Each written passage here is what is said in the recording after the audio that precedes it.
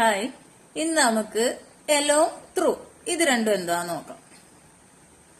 ഇതിന്റെ രണ്ടിന്റെയും അർത്ഥം എന്ന് പറയുന്നത് ഇപ്പം ഊടെ ലൂടെ എന്ന് പറയത്തില്ലേ, ഇപ്പം റോഡിലൂടെ അല്ലെങ്കിൽ വെള്ളത്തിലൂടെ അല്ലെങ്കിൽ കരയിലൂടെ ആ പറയുന്ന ആ ഊടെ. ഇപ്പം എലോങ് എന്ന് പറഞ്ഞാൽ എല്ലോ എൻജി എല്ലോ THRO UGH ത്രൂ. ഇത് രണ്ടിന്റെ അർത്ഥം ഈ ഊടെ എന്ന് പറയുന്നത് തന്നെയാണ്. പക്ഷെ അത് രണ്ടും രണ്ട് സന്ദർഭങ്ങളിലാണ് ഉപയോഗിക്കുന്നത്. ഇപ്പൊ ത്രൂ എന്ന് പറഞ്ഞാൽ ഒന്നിനകത്തുകൂടെ ഉള്ളത്, അകത്തുകൂടെ ഉള്ള ചലനം. ഇപ്പം ജനലിലൂടെ എന്ന് പറഞ്ഞാൽ ആ ഇപ്പുറത്ത് നിന്ന് അപ്പുറത്തേക്ക് പോകുന്ന ആ ഊടെ.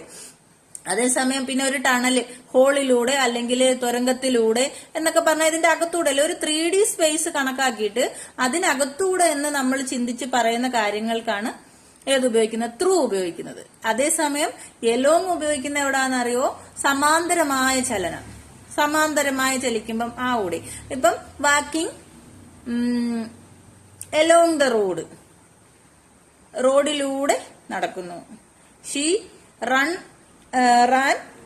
എലോങ് ദ ബീച്ച്, ബീച്ചിലൂടെ. അതും നീളത്തിന് കിടക്കുന്ന ഒരു സ്ഥലം, സമാന്തരമായ ചലനം, അതിലൂടെ ഓടുന്നത്.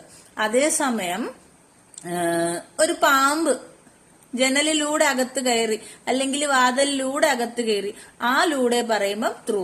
എന്റേഡ് ത്രൂ ദ വിൻഡോ അല്ലെങ്കിൽ ത്രൂ ദ ഡോർവേസ്. മനസ്സിലായോ? അല്ലെങ്കിൽ ദേ വാക്ഡ് ത്രൂ ദ ടണൽ, ടണലിലൂടെ തുരങ്കത്തിലൂടെ നടന്നു. അതായത് ഒരു സൈഡിൽ നിന്ന് അപ്പുറത്തെ സൈഡിലേക്ക് പോയി. അങ്ങനെ ആ ഊടെ എന്ന് പറയാൻ വേണ്ടിയിട്ടാണ് ഏത് ഉപയോഗിക്കുന്നത്, ത്രൂ. എലോങ് പറയുമ്പോൾ നീളത്തിന് അല്ലെങ്കിൽ സമാന്തരമായിട്ട് പോകുന്നത്. ഉദാഹരണം എന്തൊക്കെ നമ്മൾ പറഞ്ഞായിരുന്നു?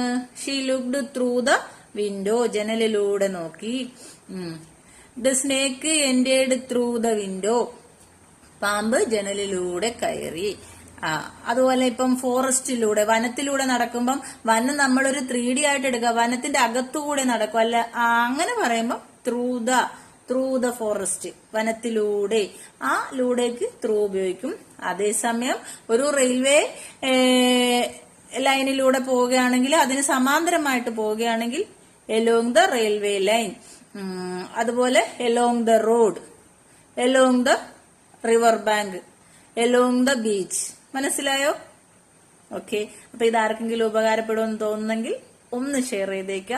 അതുപോലെ തന്നെ പഠിക്കുന്ന പിള്ളേർക്ക് പരീക്ഷയ്ക്ക് എപ്പോഴും കൺഫ്യൂഷൻ വരുന്നതാണ് എലോങ്ങും ത്രൂ. അത് ഓർത്തു വെച്ച് നന്നായിട്ട് മനസ്സിലായെന്ന് വിശ്വസിക്കുന്നു. ഓക്കെ.